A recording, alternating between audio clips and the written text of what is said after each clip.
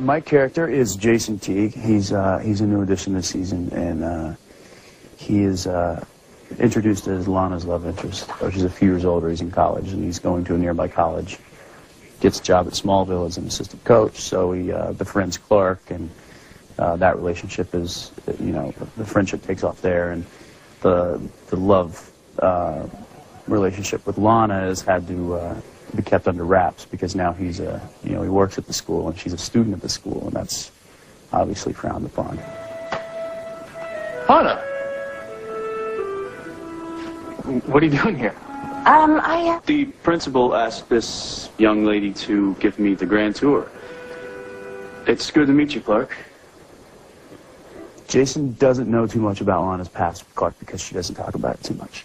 And he mentions in the first episode that he would like Lana to talk about it more, but she hasn't quite opened up enough for him to gauge how extensive it is.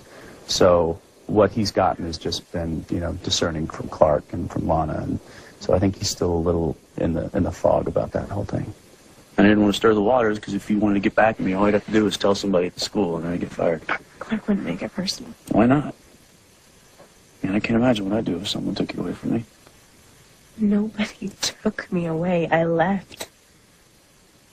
Clark's part of the reason why I took off for Paris in the first place. I don't know if you can even hear me, Lana. But if you knew how much you meant to me. I guess the polite thing to do is cough and let you know I'm standing here, but that always seems so forced, doesn't it? Jason's not aware of the Lana and Lex situation. When he first meets Lex, he's a little thrown off because he's just been talking with Lana kind of quietly, and Lex kind of catches him off guard, so he's a little kind of on his heels, but I don't think Jason's the kind of character that would back down or step away or back off or be afraid of Lex. I think he comes from a family that's very similar to Lex and that has that strong character, and so it should be interesting.